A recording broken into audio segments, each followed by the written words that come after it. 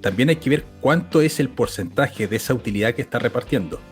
Y hay empresas norteamericanas, dentro de estos aristócratas o dividend kings, que han ido incrementando los dividendos porque han subido las utilidades, pero hay otras que han mantenido utilidades, pero lo que están haciendo es aumentar el porcentaje de utilidad que están repartiendo. Las mejores son las que están teniendo utilidades cada vez mayores. Esas van a ser las mejores empresas para invertir. Este es el primer capítulo, el primer episodio piloto del que va a ser mi canal, Inversión Dividendos, y tengo el gran honor y placer de entrevistar a un crack ya en la inversión, y en concreto ahora veremos cuál es su enfoque por dividendos, que es Álvaro López. Álvaro López vive en Chile, ahora nos va a contar un poco más de él, y la manera en que yo conocí a Álvaro es a través de un vídeo suyo con Gregorio Hernández. Muchos de vosotros sabéis quién es Gregorio Hernández por toda la comunidad inversora y por dividendos aquí en España, pero ¿quién es Álvaro López? Álvaro, ¿cómo te describirías rápidamente para las personas que no te conocen por aquí? Bueno, primero muchas gracias, Carlos, por invitarme y por el honor de estar en el primer capítulo. Es siempre bueno estar en eso. ¿Quién soy? ¿Quién es Álvaro López? Difícil pregunta. Bueno, a ver, vamos desgranando la historia. Tengo 38 años en este momento. Estoy a puertas de tener libertad financiera. Ahora estamos en el mes de abril y hasta junio, julio, agosto más tardar, voy a trabajar en el trabajo convencional que tengo. Después de eso, entro en esta nueva fase que es como, entre comillas, vivir de las rentas más proyectos personales que he tenido, dentro de los cuales, por ejemplo, hay un canal de YouTube y otras cosas que estoy haciendo. Desde muy chico empecé la inversión en bolsa. A los 22 años. A los 20 años empecé a invertir en depósitos a plazo. En España se conocen como plazo fijo. Acá en Chile depósitos a plazo. Enseñanza familiar. Yo crecí en una familia donde el ahorro era algo de pan de cada día. Siempre me dijeron ahorrar es la base de construir todo nivel de riqueza. Y empecé el año 2007 a invertir en acciones porque el papá de un amigo, yo por temas de familia no estábamos muy vinculados a la inversión en bolsa. De hecho, a mis papás no les gusta mucho. Es más de inversión inmobiliaria, los ahorros que puedan tener.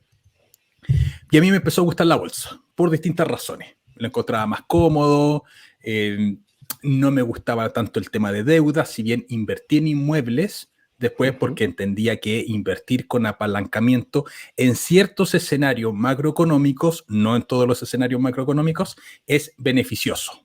¿Vale? Entonces, desde siempre he estado haciendo inversiones sin pensar en el concepto de libertad financiera. Quería ese concepto, pero no conocía ese nombre. Y en algún momento encontré, mirando por internet, el concepto de libertad financiera, movimiento FIRE, que es este movimiento de independencia financiera, jubilación temprana. Y dije, esto existe. Hay personas que están en lo mismo que yo. Y empecé a contactarme con personas y he ido conociendo gente maravillosa en este camino porque es un camino muy solitario. Muchas veces los amigos que nosotros tenemos no necesariamente son amigos por la visión respecto de cómo manejar el dinero. ¿Ya? Podemos ser amigos por distintas cosas. Mis amigos son amigos por los hobbies que teníamos, por las maldades que hacíamos cuando chicos, por cómo hacíamos rabiar a los profesores del colegio, etcétera, pero no por la visión de inversiones que tenemos. Entonces, este es un camino que yo siempre he pensado que es muy solitario, más allá de que hoy día estoy rodeado de muchas personas que están en lo mismo, y eso es muy agradable. Es ciertamente un camino muy solitario, pero sí que es verdad, y yo me voy rodeando de ciertas personas o cierto grupo con la misma visión de decir, esto existe, hay gente que realmente ha conseguido ser independiente financieramente y ya nos comunicamos entre nosotros y hacemos quedadas en España, en concreto en Madrid, que es donde estoy yo. ¿Te ocurre lo mismo a ti en Chile? Sí, hay movimientos en Chile que están naciendo para acompañarse, grupos de Telegram, donde hemos hecho alguna junta y todo el cuento sobre independencia financiera o libertad financiera, que es como acompañarse en este camino, que es un camino que es relativamente sencillo. Muchas veces nos enfocamos en la técnica de qué es lo que está detrás, cómo hay que invertir, pero en realidad es un camino que es bastante sencillo si lo llevamos al papel. Es tener ingresos, ahorrar e invertir. Son estas tres palancas. Y eso tenemos que hacerlo de manera consistente en el tiempo. Esa es la clave. ¿Y qué les dirías, Álvaro? Perfecto. ¿Qué les dirías a esa gente que dice, mira, Álvaro, yo es que tengo familia, tengo un hijo, mi salario es muy justo, el de mi mujer también, y no somos capaces de ahorrar mucho y nuestra capacidad de inversión sería muy poquita? ¿Qué les dirías tú a esas personas? Mira, es un muy buen punto porque te lo voy a explicar desde la óptica en la que estoy yo ahora. Hay un concepto japonés que se llama Ikigai, ¿vale? El Ikigai es el cruce, no sé si lo conoces, Carlos, pero es el cruce de 4 cosas. Hacer lo que nos gusta, lo que somos buenos, lo que nos pueden pagar y el mundo necesita. Y te lo voy a vincular a lo que me preguntaste. Yo estoy en esta fase de llegar a esta libertad financiera, que es la capacidad técnica de vivir en parte de las rentas que pueden estar generando, en mi caso, renta inmobiliaria junto con renta por dividendos. Pero la pregunta es, ¿qué viene después? Y ahí, naturalmente, existe la caricatura de estar acostado en una playa, tomando mojito, comiendo a destajo. O sea, es una caricatura que rico, porque claro, cuando estamos trabajando mucho, lo único que queremos es esas vacaciones permanentes. Pero la verdad es que no, eso no va a pasar, te vas a aburrir. Sobre todo, en un mes estás subiéndote por las paredes. Claro, en un mes te quieres morir de eso. Entonces la pregunta es, ¿qué es lo que viene después? Y en mi caso yo lo he resuelto mucho leyendo cosas de japoneses, trabajando en este Ikigai personal, que es precisamente encontrar este punto, este cruce de estos 4 elementos y hacer alguna actividad que tenga rendimiento económico precisamente a partir de esto. ¿Y por qué es importante el rendimiento económico también? Pudiésemos no buscarlo, pero también es importante el rendimiento económico. En primer lugar, porque podemos llegar a un punto de libertad financiera antes. Dentro de este movimiento FIRE existen básicamente 5 categorías. Estaba el FIRE tradicional, la persona que ahorra toda la vida y en algún momento decide vivir de la renta. Hay otro que se llama Fat FIRE, que era generamos mucho ingreso y voy a llevarlo a la realidad española. Por ejemplo, retirarse con 10.000 euros mensuales. Una brutalidad, 10.000 euros mensuales. Después estaba Lean FIRE, que sería como el minimalista extremo. Ya ese que decide vivir con muy bajo costo para acortar el periodo. Mientras menos sea nuestro ingreso necesario, naturalmente vamos a necesitar menos capital invertido. Aquí lo llamamos lonchafinismo. El lonchafinismo, perfecto. Hay gente que rehúsa las bolsitas de manzanilla de té para ahorrar hasta lo máximo.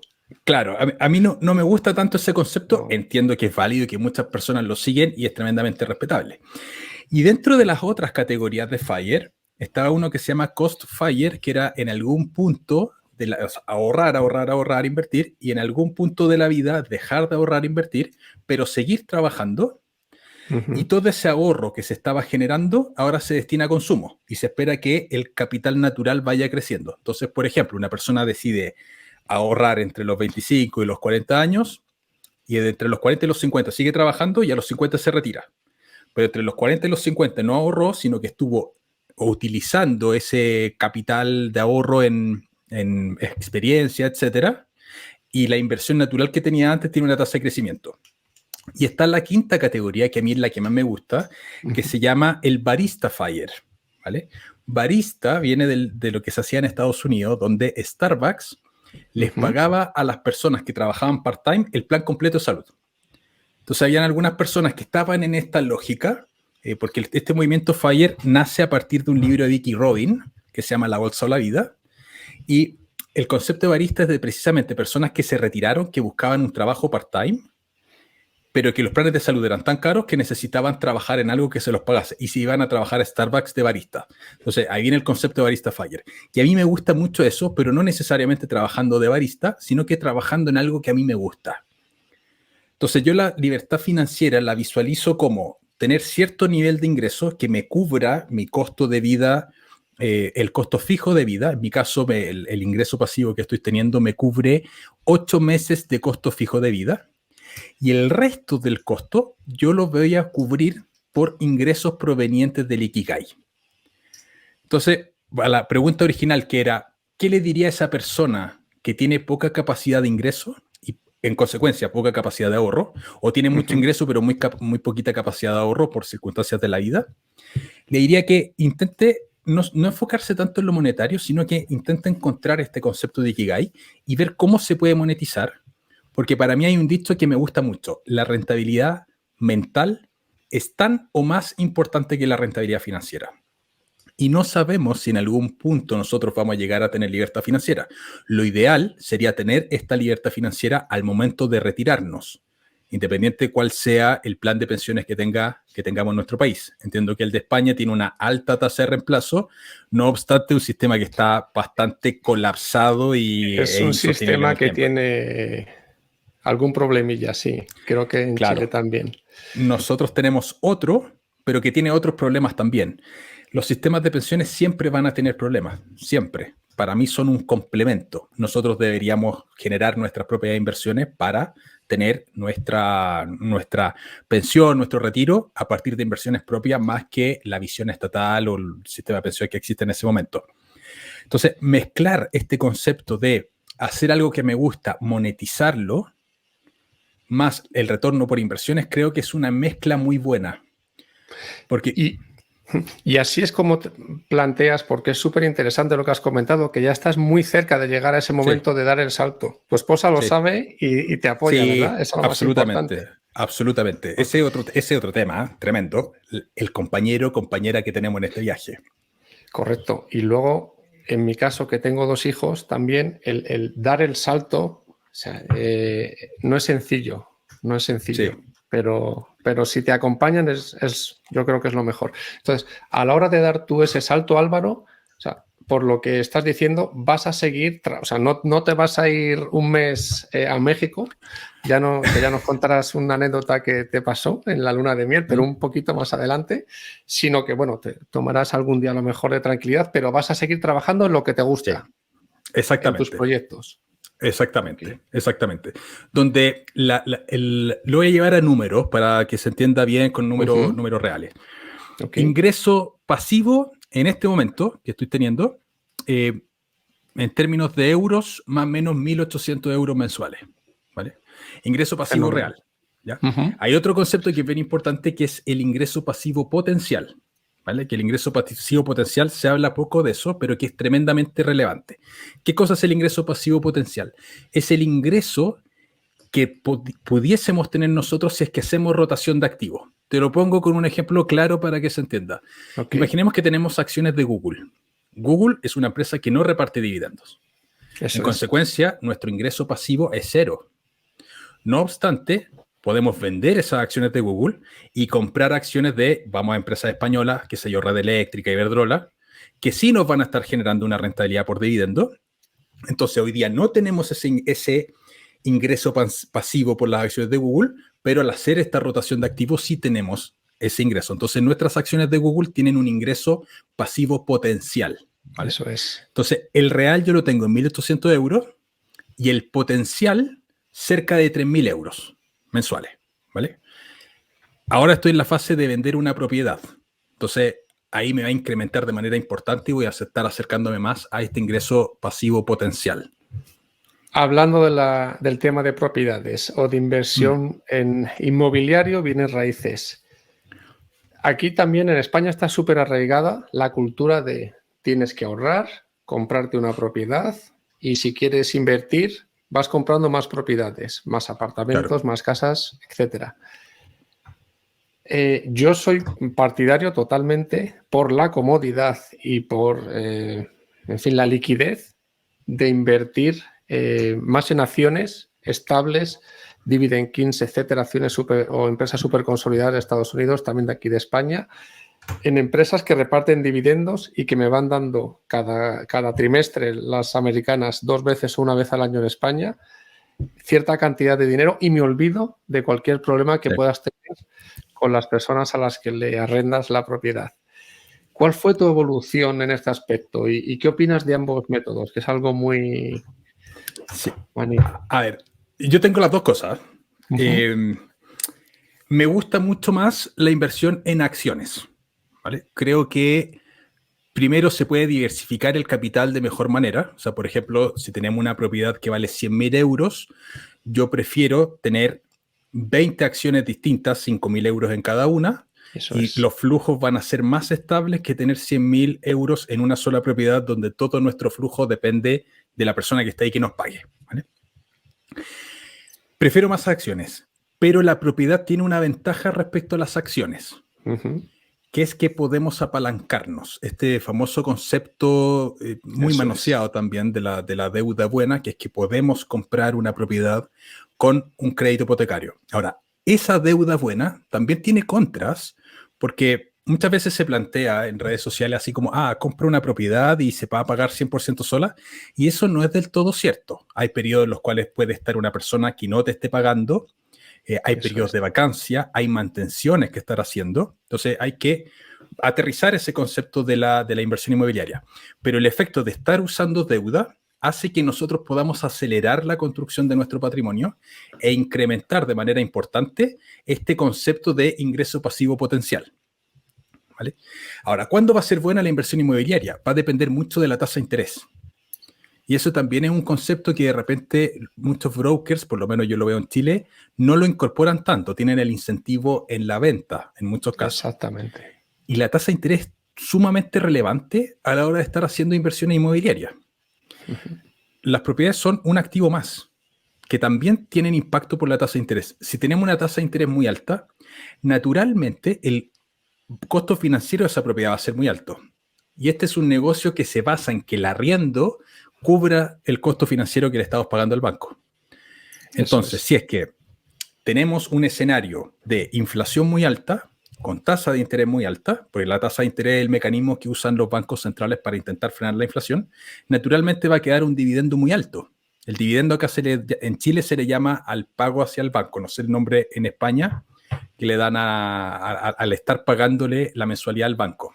No, la cuota de la hipoteca. La cuota, perfecto. Y ahí viene un segundo punto, porque hay muchos que dicen, ok, pero cuando sube la tasa de interés, también sube el costo de los arriendos. Y eso es parcialmente cierto, porque va a depender de cuál es el escenario macroeconómico. Porque hoy día en el mundo estamos viviendo un escenario que se llama estanflación, que es bajo crecimiento económico con inflación alta, que no es lo mismo que alto crecimiento económico con alta inflación. ¿Y dónde está la diferencia central acá? Es que si tenemos bajo crecimiento económico y alta inflación, ¿podemos subir indiscriminadamente o eternamente el valor de los arriendos a las personas en un escenario de bajo crecimiento económico? Naturalmente no. Y ese es un escenario macroeconómico que yo siento que los brokers no lo consideran. Que dicen, pero si se sube el arriendo, ¿cuál es el problema si se sube el arriendo?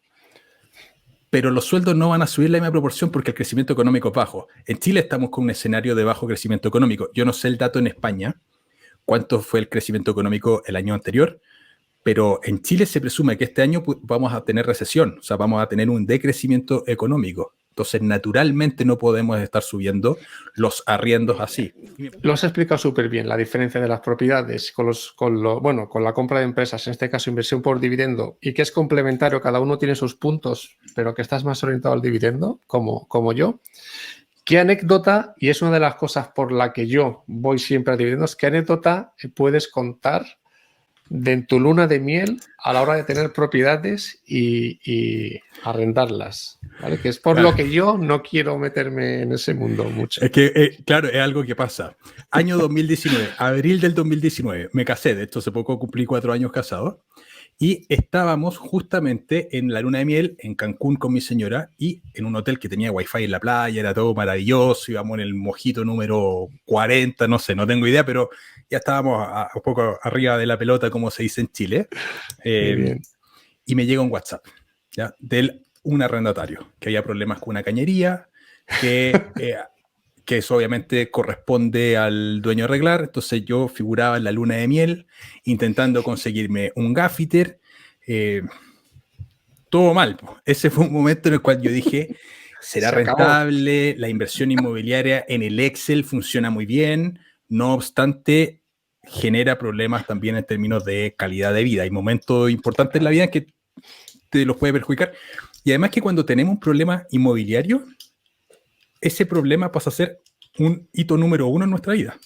Pasamos de tener 0 preocupación a tener preocupaciones. Lo mismo pasa cuando se va un arrendatario. Y es un problema que llega a la prioridad número 1. Absolutamente. Pasa a la prioridad arriba en la lista. Sí, claro, porque hay que estar solucionándolo rápido. Si además invertimos con deuda y tenemos que estar todos los meses pagando la cuota hipotecaria, y se nos va el arrendatario, hay que rápidamente estar buscando otra persona. Y si estabas de vacaciones, bueno, ok, podemos tener alguna empresa, algún broker inmobiliario que nos ayude, pero eso también te merma la rentabilidad. Exactamente.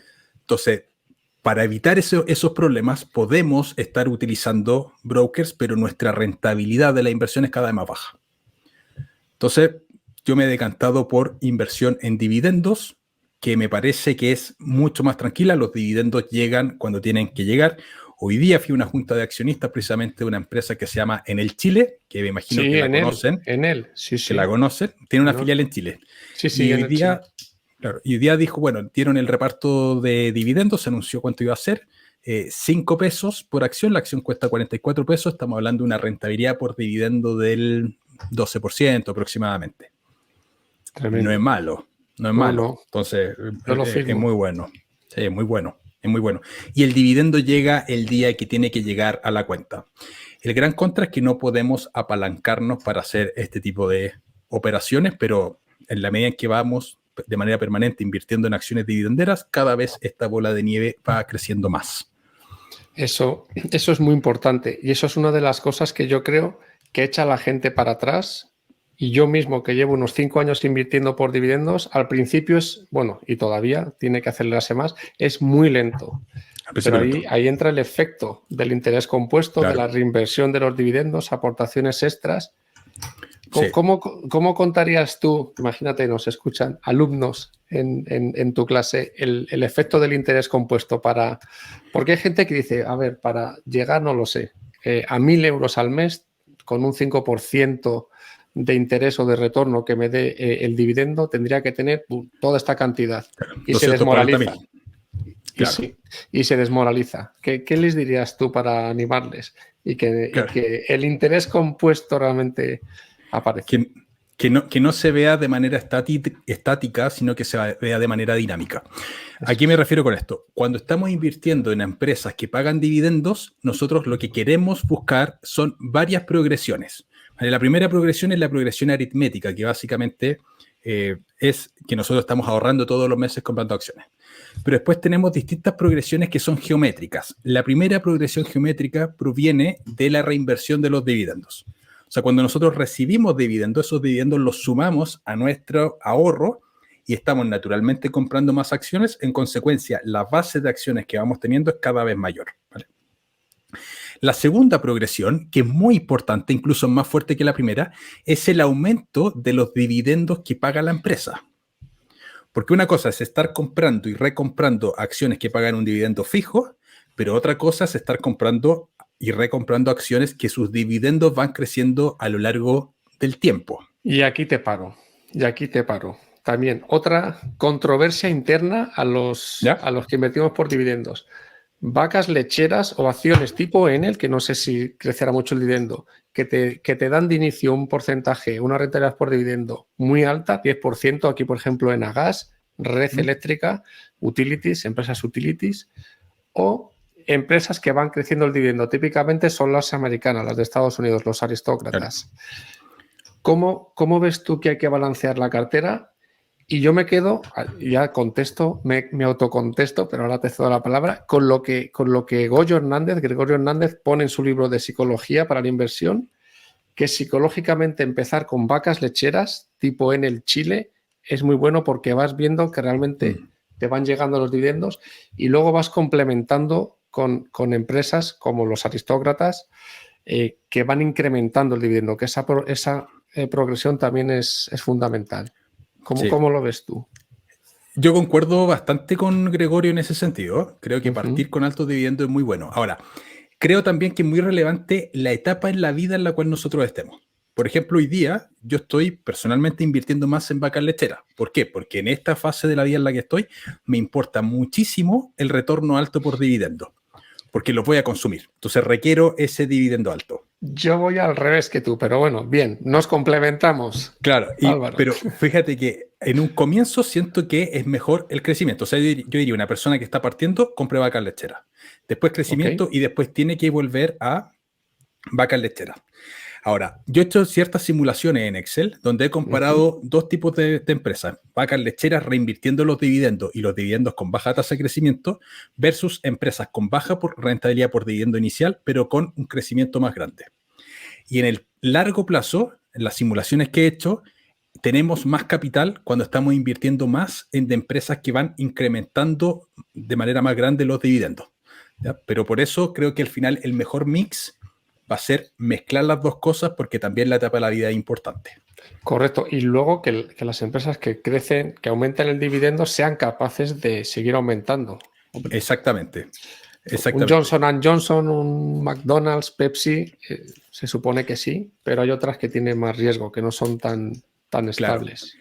Y ahí vamos a ver un dato técnico. Esto pudiese ser algo quizás más complejo de entender, pero creo que siempre es bueno meter la parte técnica. Muy bien. Que eso lo podemos ver, ¿ya? La rentabilidad por dividendo, primero hay que entender el dividendo. El dividendo es el reparto de utilidad que tiene la empresa hacia el accionista. Y las empresas tienen ciertas políticas de reparto de dividendos. Hay empresas que pagan un porcentaje alto, hay empresas que pagan un porcentaje más bajo. Entonces, una cosa en la rentabilidad por dividendo es cuánto porcentaje de la utilidad está repartiendo la empresa. Lo ideal en empresas dividenderas, a mi juicio, es que repartan entre el 50 y el 70%. ¿Por qué? Porque el crecimiento de la empresa se calcula en función de la tasa no de dividendos, sino que la tasa de retención. Entonces, si tenemos una empresa que repartió el 70% de los dividendos, de la utilidad vía dividendo, esa empresa tiene el 30% de la utilidad restante para hacer reinversión en el negocio y hacer crecer el negocio. Entonces, si encontramos una empresa que reparte el 100% de los dividendos, esa empresa no tiene crecimiento. Entonces, pudiese tener mucha rentabilidad inicial por dividendo, pero eso no va a crecer. Entonces, lo ideal es llegar a este mix. Y ese es un concepto técnico, porque cuando vemos también empresas como Johnson & Johnson, no importa, o sea, si bien es muy importante el dividendo inicial, también hay que ver cuánto es el porcentaje de esa utilidad que está repartiendo. Y hay empresas norteamericanas, dentro de estos aristócratas o dividend kings, que han ido incrementando los dividendos porque han subido las utilidades, pero hay otras que han mantenido utilidades, pero lo que están haciendo es aumentar el porcentaje de utilidad que están repartiendo. Las mejores son las que están teniendo utilidades cada vez mayores. Esas van a ser las mejores empresas para invertir. Exacto, al final creces, tienes beneficio y parte de ese beneficio lo mandas, se devuelves a los accionistas. O también haces recompras, pero ahí tienes que tener cuidado cuando las haces, que no esté el precio de la acción súper alto, como le pasó a Meta, por ejemplo, que es un caso paradigmático. Claro, Meta estuvo haciendo recompras de acciones a un precio muy alto, la acción. Sí. Y eso destruyó valor del accionista. Y hay parámetros para ver cuando las acciones están altas o no. Y además ahí siempre viene el cuestionamiento también. Se llama conflicto de agencia, que es lo que quieren los accionistas versus lo que quiere el directorio. Lo que quieren los gestores. Eso, hay muchas controversias con eso. El gestor siempre quiere que la acción suba para arriba. Entonces yo creo que ellos prefieren hacer recompras y que suba la acción a repartir dividendos. O sea, es mi opinión. Otro punto interesante en el que también se hay que comparar o decidir entre rentabilidad o diversificación. Esto es un punto que comentaste hace poco en un vídeo, que Charlie Munger tiene como 5 empresas, ¿no? O 6, tenía muy poquitas, pero tiene una rentabilidad terrible, pero tienes que saber cuáles son las buenas, versus diversificación. Yo, en mi caso particular, yo prefiero diversificar, pero sin volverse uno loco. Quiero ir hacia unas 50 empresas más o menos. La mitad del portfolio, la mitad en Estados Unidos. Yo no sé si desde Chile tenéis bien o tenéis este convenio de doble imposición con Estados Unidos como en España. No. Eso es una faena. Es fatal porque el impuesto que nosotros pagamos en Chile por los dividendos de empresas norteamericanas es de un 30%. En origen. O sea, llegan los dividendos y automáticamente hay una retención del 30%. Y ya está, no se puede recuperar de ninguna manera. No. Joder, o sea, el 30 fuera. Aquí es 15%. Claro. Entonces, desde Chile no es tan conveniente invertir en empresas dividenderas norteamericanas. Ya desde acá es mucho mejor invertir en empresas que crezcan en Estados Unidos.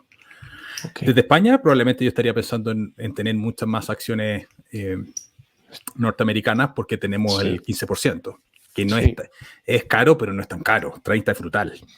Sí.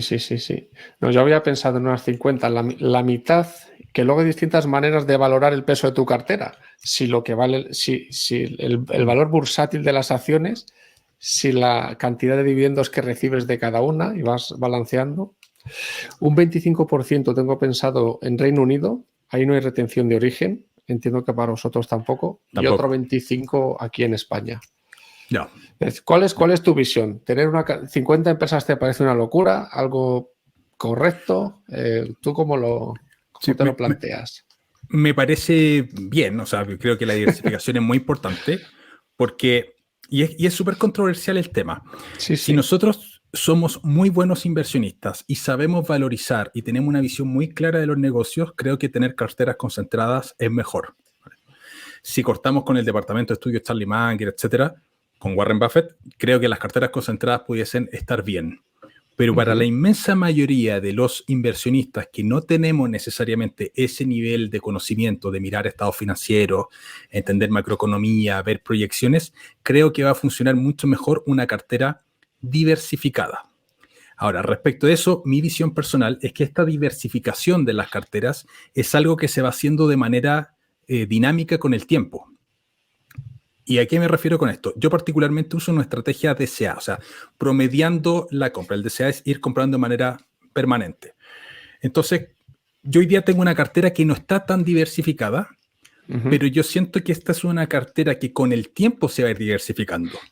Porque el último año he estado comprando particularmente fondos de renta inmobiliaria y algunas acciones. Entonces tengo un peso relativo muy grande en cierto sector, pero ese es un sector que ha estado muy castigado acá en Chile en la bolsa. Entonces, personalmente no me complica el tener hoy día una mayor ponderación dentro de un sector si sé que ese sector está barato. ¿Por qué? Porque yo me voy a morir siendo inversionista, entonces a lo largo de mucho tiempo voy a estar invirtiendo y naturalmente este es un sector que en algún momento, dado el ciclo económico, va a subir de precio, hay otro que va a bajar y en ese momento estaré concentrando los ahorros y la inversión a ese sector que está haciendo más bajo y a lo largo del tiempo vamos a ir construyendo el portafolio diversificado. A mí no me gusta el concepto de voy a comprar la acción número 50 para incrementar la diversificación pese a que esa acción esté cara. Prefiero estar comprando de manera barata, de forma permanente, y a lo largo de la vida se va a ir naturalmente diversificando el portafolio. Distinto sería si es que tenemos, por ejemplo, de repente una herencia que recibimos, ganamos la lotería, vendemos una propiedad y tenemos que diversificar y tenemos mucho capital de golpe, tipo, no sé, 200.000, 500.000, 1 millón de euros, 5 millones de euros, da lo mismo. Tenemos mucho capital de golpe, claro, ahí lo ideal sería comprarlo de manera diversificada. Pero si somos como la inmensa mayoría de los mortales que estamos, los que podemos ahorrar, que no necesariamente la inmensa mayoría de los mortales, pero quienes podemos ahorrar y vamos a estar ahorrando mes a mes, naturalmente ese ahorro que tenemos mensual no lo podemos diversificar en 50 empresas distintas, salvo que estemos comprando un ETF, que no necesariamente es el mejor instrumento. Entonces, desde ese punto de vista, yo me voy a comprar todos los meses la acción o el instrumento que particularmente sienta que está más barato ahí, entendiendo que a lo largo del tiempo se va a diversificar solo el portafolio. Eso. Yo utilizo más o menos también tu táctica. Voy viendo de las empresas que ya tengo en la cartera, si hay alguna que está especialmente barata por X motivo y la voy comprando, pero sí que quiero ir evolucionando hacia unas 50. A lo mejor me quedo en 40. Ahora mismo tengo como 32 o por ahí. No. Poco a poco. Y luego también un punto que lo has mencionado tú, que es inversión a largo plazo. Yo voy a estar toda mi vida invirtiendo. Yo también, con lo cual no hay prisa. Y si hay una caída muy grande como hubo en el COVID, mejor. Rebajas, compro todo, vendo todas las propiedades y compro acciones, que eso va a subir de aquí a 10 años seguro. Claro, sí. Yo considero que hay como dos puntos fundamentales a la hora de tener éxito en esta inversión a largo plazo. Uno es la constancia, que lo has dicho tú, / paciencia, ir invirtiendo todos los meses si puedes, o cada 2 meses, cada 3, cada uno en función de sus ahorros. Eso es fundamental, ser constante. Es la clave. No desanimarse. Y luego la psicología también. O sea, en momentos que haya caídas, tienes que interiorizar, porque tú lo lees y dices, claro, si hay caídas no pasa nada, compra más barato, no. Luego hay caídas como en el COVID y hay gente que vendió porque tuvo mucho miedo. O sea, para mí son estos dos factores la clave. Constancia, invertir con los dividendos, con nuevos, no sé, un bonus que te dan en la empresa con cualquier cosa. Y psicológicamente estar preparado para que esto va a caer. No es decir, mi cartera estaba en 100 y ahora está en 80. No, lo importante es que ese 80 luego evolucionará y que los dividendos cada vez vas aumentando la cantidad total de dividendos anuales. ¿Cómo ves tú esto? ¿Crees que es fundamental también, Sí, Álvaro? 100%, 100%. Y de hecho yo creo que el factor psicológico es uno de los factores más importantes, porque la clave acá es la constancia. Pero la pregunta que surge es cómo somos constantes en el largo plazo. ¿Cómo nos mantenemos constantes si el retorno de la inversión, el gran impacto lo vamos a tener en el largo plazo? Y ahí ese es otro punto a favor de la estrategia dividendera. Porque los dividendos, cuando tú recibes dividendos, psicológicamente tiene un impacto muy positivo. Estás viendo una zanahoria, estás viendo un premio. Exacto. Porque ahí viene un cuestionamiento que es que muchos inversionistas, y es natural que lo planteen, que dicen los dividendos no sirven, porque cuando una empresa reparte dividendos, está sacando capital de la empresa, el precio de la acción está bajando, entonces no es bueno que la empresa esté repartiendo dividendos. Pero a nivel psicológico es tremendo, porque son pequeños premios que vamos recibiendo y que nos mantienen motivados, y muy motivados de cara al estar invirtiendo, reinvirtiendo. Y el factor psicológico es algo importante a trabajar. Creo que es lo más importante, uno de los factores más importantes en el proceso de inversión. Bueno, para nosotros es importante, como inversores, psicológicamente es súper importante, pero para la empresa no siempre no repartir dividendos significa que va a crecer más o que va a hacerlo mejor, porque puede meterse en otros negocios, en otras líneas que no son acordes a su expertise y acaban por derrochar el dinero. O sea, también eso es importante. Claro. O sea, Meta Facebook con el metaverso ha invertido una cantidad de dinero brutal y de momento el retorno es cero. Sí. Conflicto de agencia se llama eso, porque en el fondo en muchos casos la remuneración de los gestores va ligada también a tasas de rentabilidad de la empresa, crecimiento de la empresa. Entonces, naturalmente el gestor quiere hacer crecer el negocio y no necesariamente el accionista va a querer eso, porque el gestor puede tomar no la mejor decisión con el capital. Y han habido muchos casos de empresas que destrozan valor de los accionistas por decidir hacer inversiones que van en beneficio del gestor más que del beneficio del accionista. Pero así de ejemplo. Sí, y además, también otro punto a favor, a ver cómo lo ves tú, de recibir dividendos, es que tú recibes dividendos y los vuelves a reinvertir y eso te va a generar más dividendos. Sí. Si tú tienes otro tipo de inversión por valor, o Google en este caso, donde compras la acción, no lo sé, a 100, y la vas a vender a 200 o Bitcoin o cualquier inversión, en algún momento tienes que vender, que luego vender siempre es un momento conflictivo, dices, he vendido demasiado pronto o he vendido demasiado tarde, ha bajado, y luego con ese dinero, ¿qué haces? ¿Te lo gastas? Digamos que ese dinero lo deberías de volver a invertir para que te generase más dinero, claro, para que no pierda valor adquisitivo. Eso también es algo que te quitas con los dividendos. Compras y a no ser que la empresa vaya algo mal que tú digas, esto no me gusta, te olvidas. Vas recibiendo rentas y ya está. Exactamente. Nos quitamos una de las dificultades más grandes que hay, que es cuando vender. Muchas personas plantean ¿cuándo compro? ¿Qué acción compro? ¿Cuándo la compro? Eso es relativamente fácil. Podemos llegar a concluir cuál es una buena empresa, si hay un buen negocio de largo plazo que tiene altas barreras de entrada, podemos estimar que ese negocio va a seguir existiendo. Si ese negocio es bueno en el largo plazo, vamos a seguir cosechando esos beneficios. La pregunta es cuándo se vende, y eso genera mucha dificultad en general. ¿Cuándo vender? ¿Cuándo vendemos Google?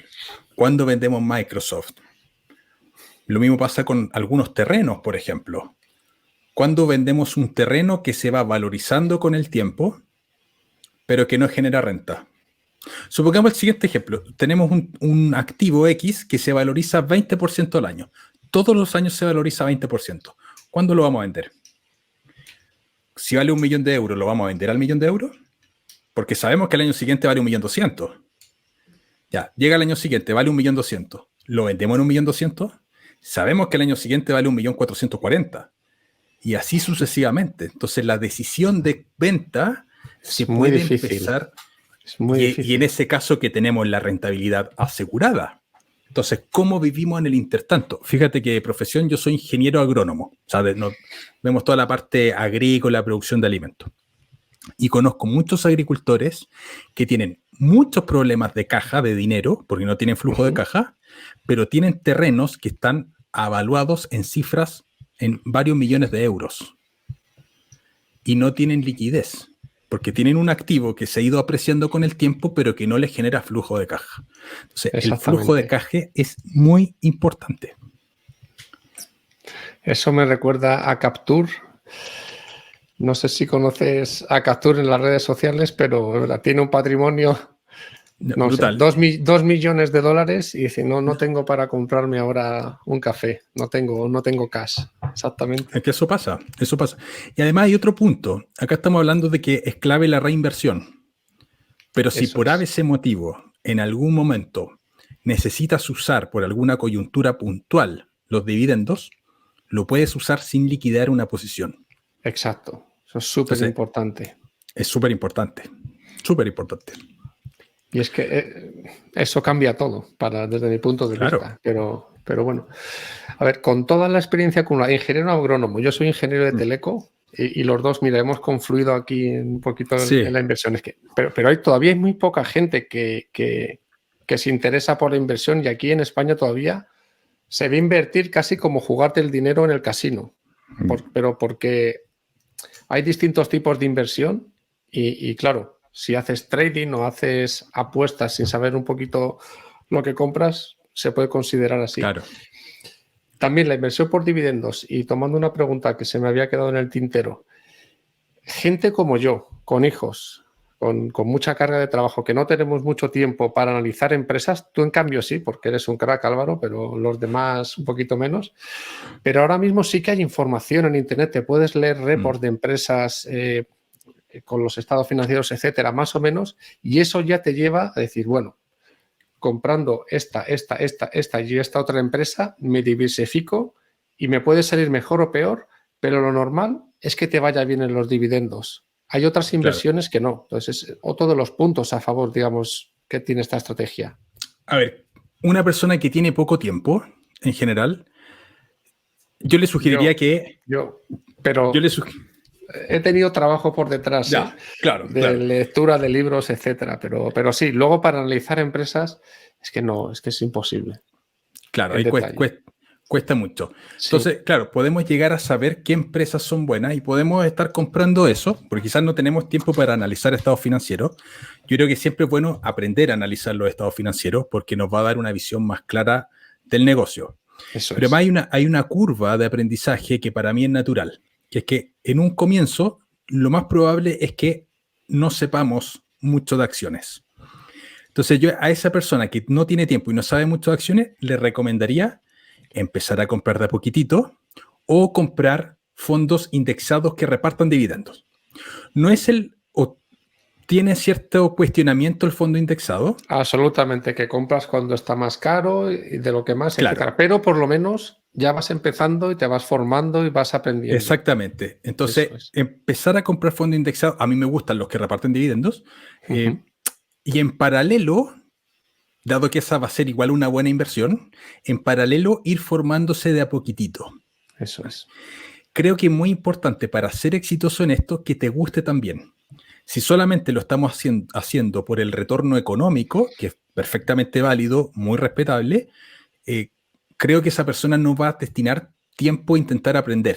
Es decir, no quiero aprender porque que fome aprender. Entonces a esa persona yo le sugeriría fondos indexados, dividenderos, que vayan reinvirtiendo los dividendos. Ahora, al que le gusta aprender, que naturalmente hay mucha literatura, dentro de los cuales están los libros de Gregorio, y hay muchas cosas que están y está tu canal, y yo se lo recomiendo a todos los que nos estén viendo, escuchando. El canal de Álvaro es fantástico, y Álvaro es un auténtico crack. No, muchas gracias. Listo. Bueno, hay una serie de videos que es un curso de bolsa y para quienes les pueda interesar aprender un poquito más, por ahí hay cierto contenido, pero hay muchos recursos para ir aprendiendo de manera barata, libros, canales, pero vayan aprendiendo de manera barata y en la medida en que van incrementando el conocimiento, pueden ir haciendo la transición a tener cada vez más acciones de manera individual. Pero yo les recomendaría eso y no estresarse tanto a la persona que no le gusta y no tiene tiempo, pero que entiende que es muy beneficioso hacerlo.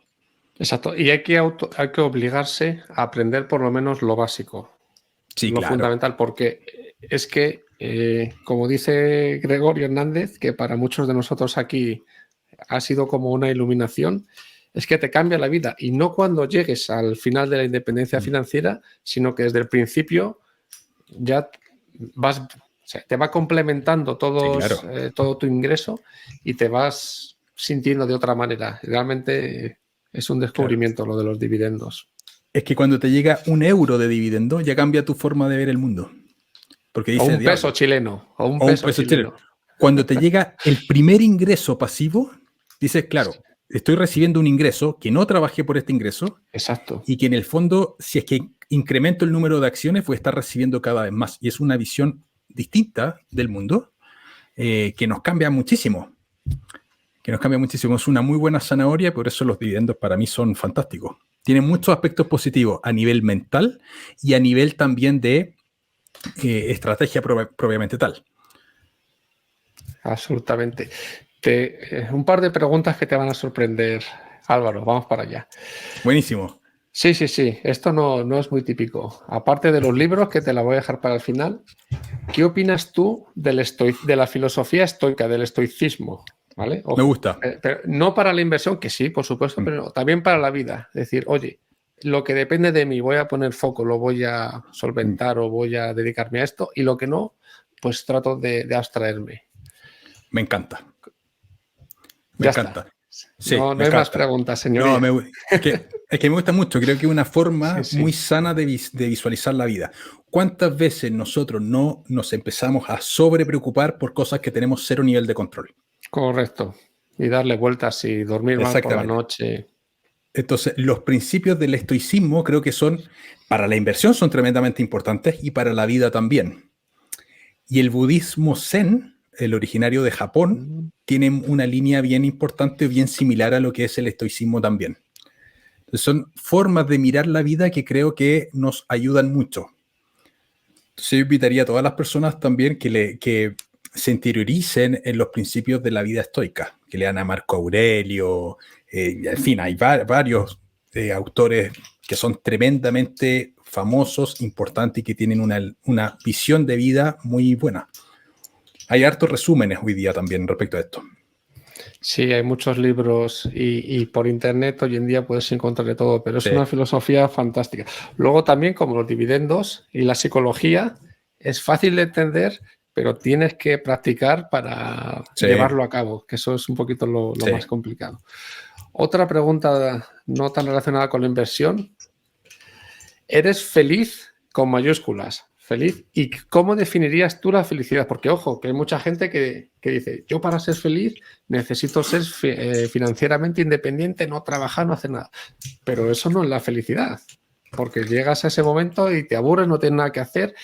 Y el vídeo que pusiste, que también os recomiendo a todo el mundo, que veáis el canal de Álvaro, de las últimas palabras de Steve Jobs, cuando estaba a punto de fallecer, decir, al final todo lo material no sirve de nada y lo importante es el cariño de las personas que tienes alrededor. Joder, eso te destapa un poco la esencia, ¿no? de la felicidad. Claro. Pero ¿qué es para ti ser feliz, Álvaro? Bueno, yo sí soy feliz, me siento tremendamente feliz, más aún en esta parte de la vida que estoy realmente haciendo muchas cosas que me gustan, ¿vale? Para mí la felicidad, primero hay una línea que es central, que es tener salud. O sea, creo que si no tenemos salud, la felicidad no es plena en ese sentido.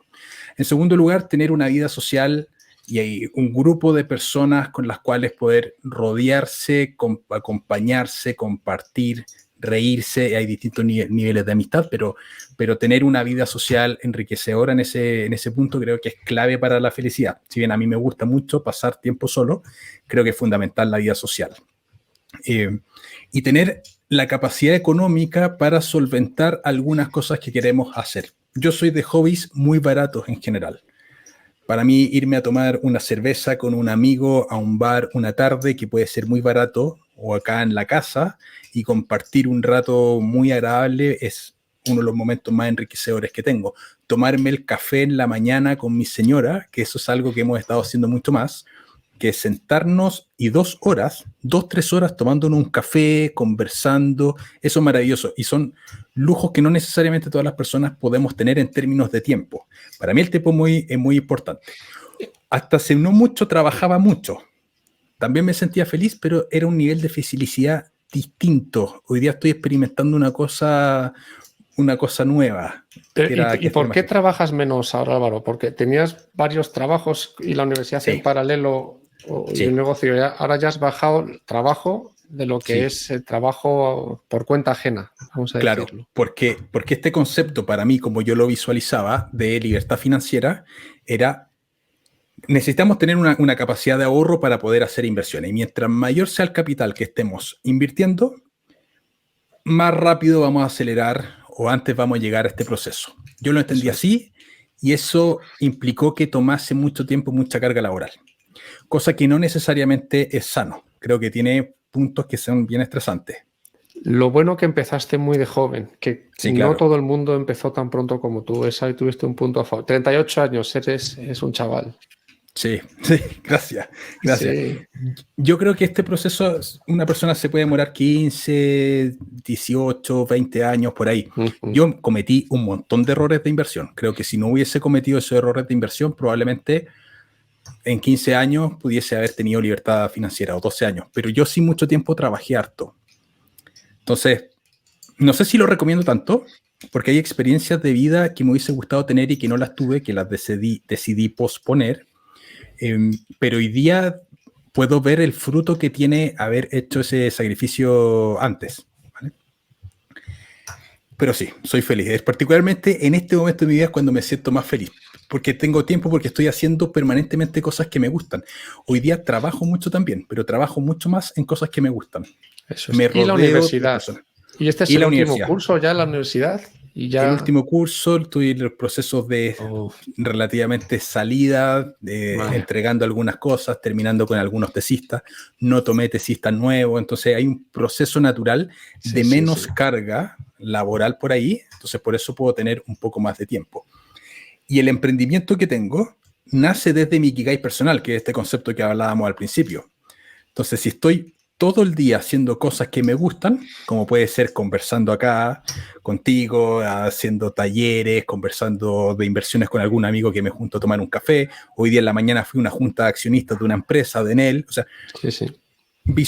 hago muchas cosas que en el día a día me gustan mucho. Tengo más tiempo para los hobbies, o sea, no. Creo que no puedo tener una mejor vida en este momento. Fantástico, fantástico. Pero la clave es el Ikigai. La clave es encontrar ese Ikigai. Eso es, y no es sencillo. Como dice Josan Jarque también, que es otra de las personas que yo tengo como referencia, él ya es independiente financieramente hace mucho, él tiene un seguro médico, dice, hay una cosa que hay que pagar sí o sí, el seguro médico, eso es fundamental, y viajar o dedicarte a hobbies a lo que te gusta, y ya está. Exactamente. Sí, esa es la clave. Sí. Bueno, 50 y muchos minutos ya. Vamos al tiempo, a la pregunta de los libros, que gracias a ti y a Víctor, en mi formación he leído muchos libros, me he visto 2000 vídeos en YouTube, pero yo tengo 2 libros que gracias a Víctor y a ti pues me he comprado hace nada. El inversor inteligente, que lo tenía ahí apuntado y no me lo compraba. Y otro de Get Rich with Dividends, que no le conocía, de Mark Lichtenfeld. A ver qué tal. ¿Qué libros recomiendas tú también? Aparte estos 2, ¿alguno más? O... Libros españoles. El de Josan, que es uno de mis libros Jarque. favoritos. Sí, es uno de mis libros favoritos porque... Es inspiracional.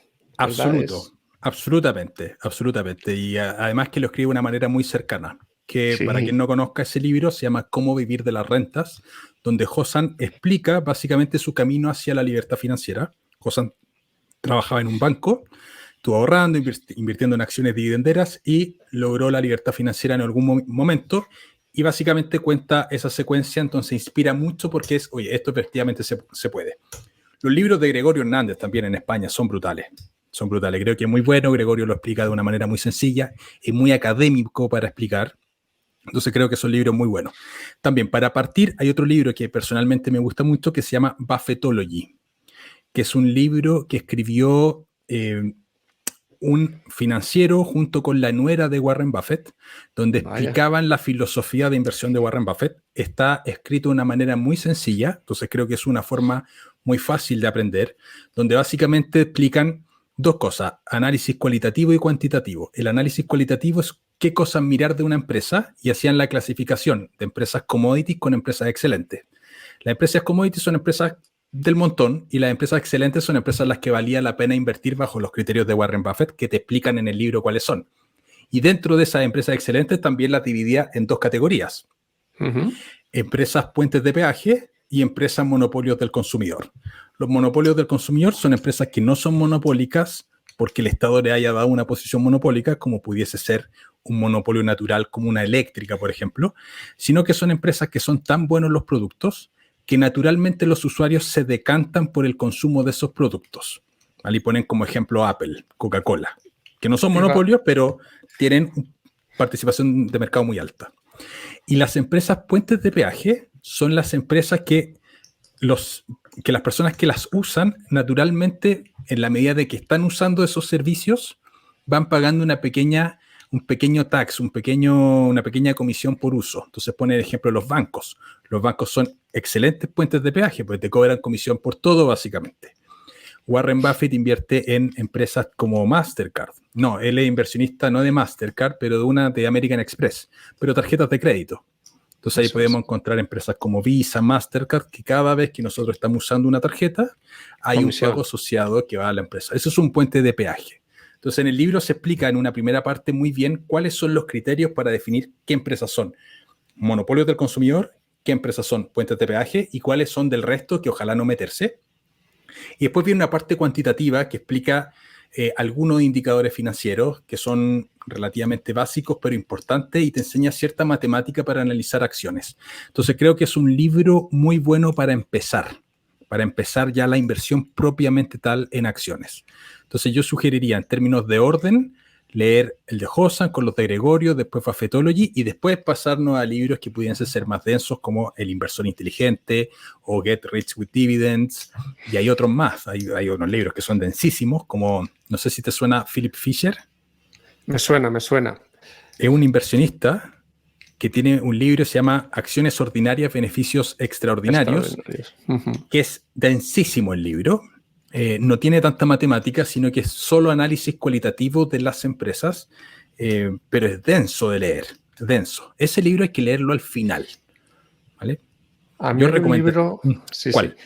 Hay un libro que me gustó, pero para vosotros en Chile no aplica mucho, pero es Los dividendos no mienten o todavía no mienten, de Geraldine Weiss, que es una mezcla de inversión por valor, pero para recibir dividendos. Claro. Porque las empresas normalmente van creciendo, van teniendo más beneficios, pero tienen momentos altos y bajos en el precio, la cotización bursátil. Claro. Ya te dice de compra cuando estén bajos, que tienes mayor retorno por dividendo y vende cuando estén altos. Es un poco una mezcla de valor y por dividendo. La dama del dividendo, Geraldine. La dama del dividendo, sí, falleció hace poco, pero sí. Ahí está. La dama del dividendo.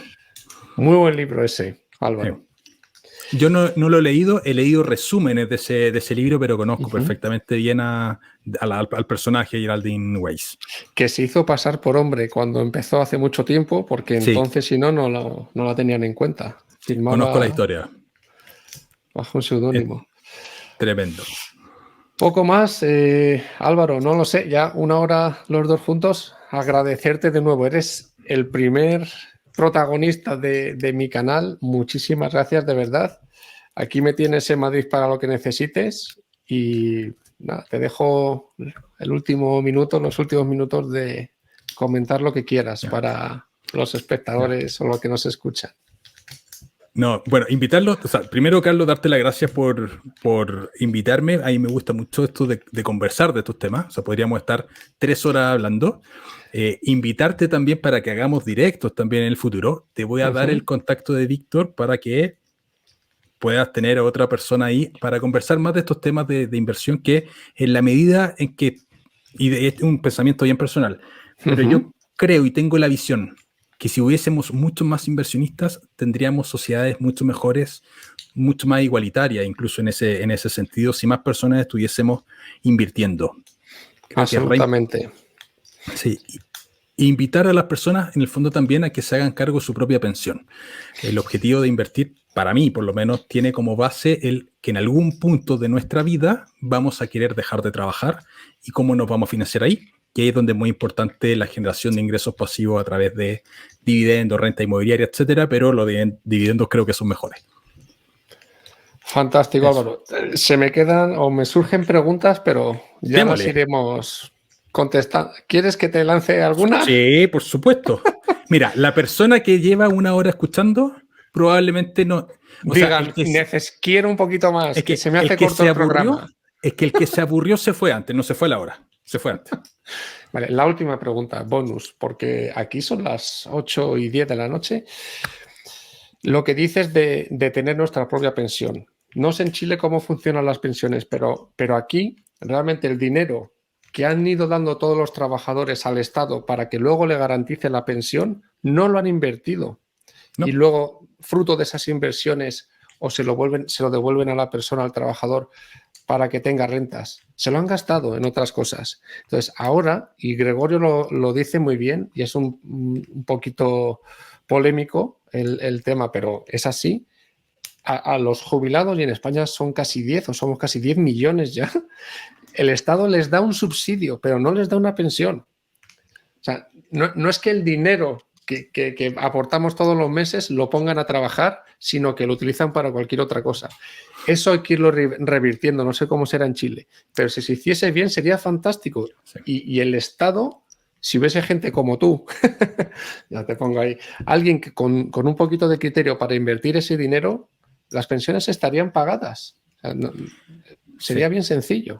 Yo tengo una visión bien crítica respecto del rol del Estado y particularmente de ciertos sectores políticos. Bien crítica respecto a eso. Acá en Chile tenemos un sistema de capitalización individual que en el fondo es que las personas vayan capitalizando el ahorro y ese ahorro se va invirtiendo. Tiene otros problemas, que es que se basa mucho y depende mucho del ahorro de la persona. Entonces, en Chile, donde tenemos un mercado del trabajo informal en muchos casos, esa persona naturalmente no estuvo ahorrando y eso genera que la persona no tenga pensión en el futuro. Entonces, hay otro tipo de problemas también. Pero el sistema español, que acá en Chile incluso se hablaba de que, oye, mira las pensiones en España como son.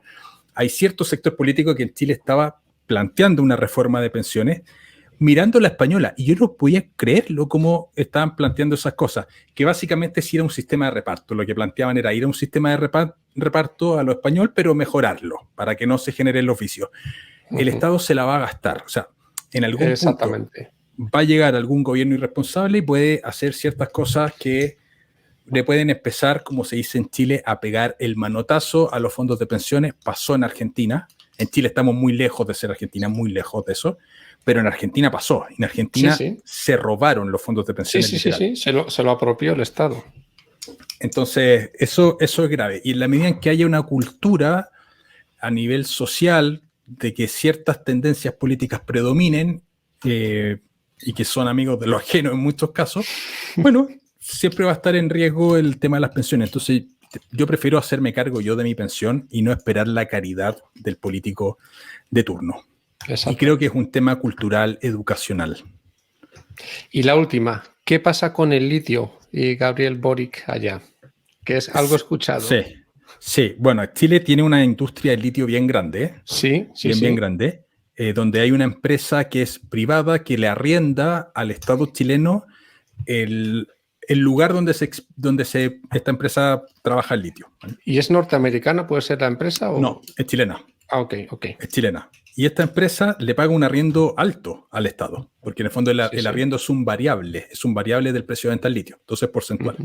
Y hace unos días atrás el presidente de Chile anunció la nueva política nacional del litio, que es en el fondo no nacionalizar propiamente tal, pero entrar en la propiedad de la explotación del litio. Entonces la figura que querían plantear, o que se está planteando, y todo está en proyecto de ley, hay que conversarlo a nivel de los políticos, no es algo que esté resuelto, pero la propuesta inicial es Codelco, que es la principal empresa estatal chilena productora de cobre, junto con Sokimich, que es esta empresa privada que hoy día explota el cobre, estas dos empresas van a ser accionistas de una nueva empresa que se va a crear que va a explotar el cobre.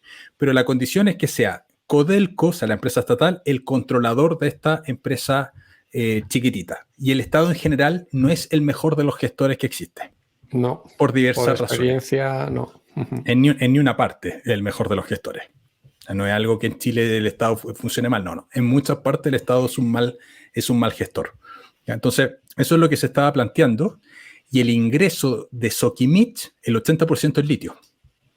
Wow. Entonces, ahí hay un tema importante, se estaba viendo qué iba a pasar con eso, porque además de eso, el contrato de arriendo de Sokimich con el Estado chileno expira el año 2030. ¿Ya? Entonces, había cierta incertidumbre de qué iba a pasar después del 2030. Hay algunos analistas que hoy día están, por lo menos, viendo el vaso lleno, la parte llena del vaso, que decir, bueno, por lo menos ya sabemos que va a haber una negociación entre Codelco y Sokimich y están en esa parte, pero todo está aún a nivel de conversaciones. Se tiene que aprobar este proyecto de ley, puede que no pase nada. Hace un tiempo atrás se hizo una reforma tributaria en Chile que no se aprobó porque tenía ciertos... yo la encontraba que era muy ácida esa reforma tributaria con el inversionista propiamente tal. ¿Ya? Y no salió, no sé cuáles son las razones por las cuales no se aprobó en los políticos, pero no se aprobó.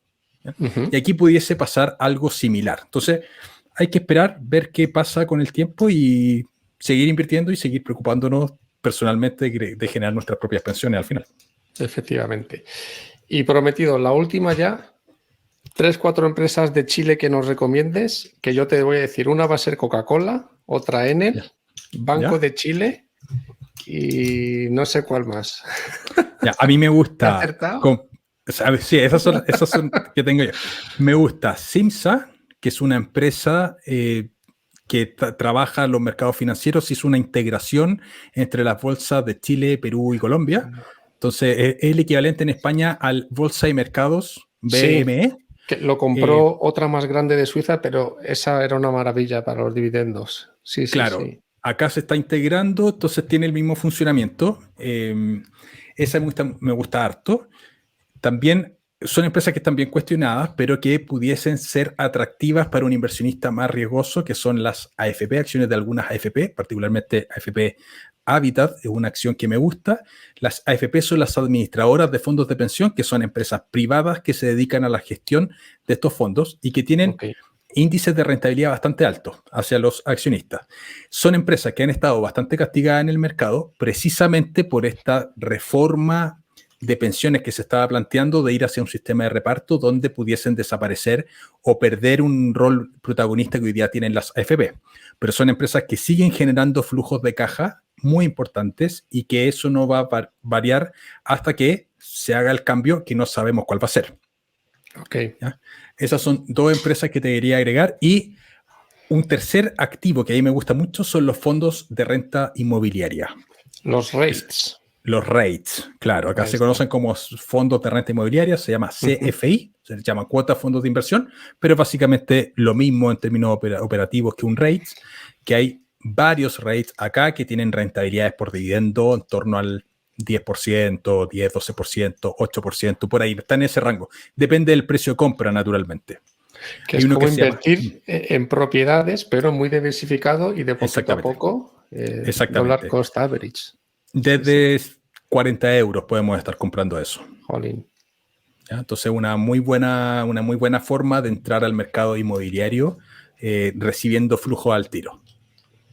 Y hay varios. A ver, hay uno que se llama Cefin Rentas, hay otro que se llama CFI BTG RCA, que es renta comercial, que lo administra BTG, que es un gran administrador de fondos de acá. Y hay otro que se llama CFI BTG RRA, que es renta residencial, que invierte en propiedades en Chile, Perú, Colombia, que también lo administra BTG, que es, como les decía, un tremendo gestor acá en Chile. Con esto ya terminamos. No, esta es la última. Digo, te voy a comentar, aunque tienen nombres de robots de Star Wars. Y peor, de vacuna en desarrollo, una cosa así. La verdad que...